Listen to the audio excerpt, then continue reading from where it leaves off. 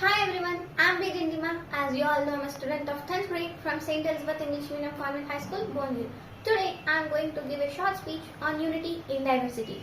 India is considered to be the oldest civilization in the world and is home to 1.7 billion people in India.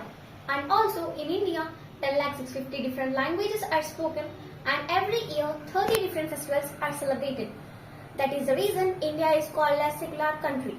Despite indifference, caste, creed and religion, India shows the sense of unity among each other. That could be celebrating each other's festival with joy and cheering up the Indians' victory team with enthusiasm.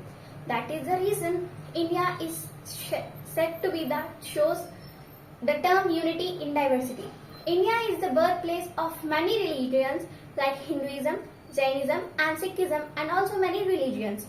In India, there were many religions that have migrated and settled down, such as Christianity and Islamic religions. The people of India live with each other with respect and gratitude. Thank you.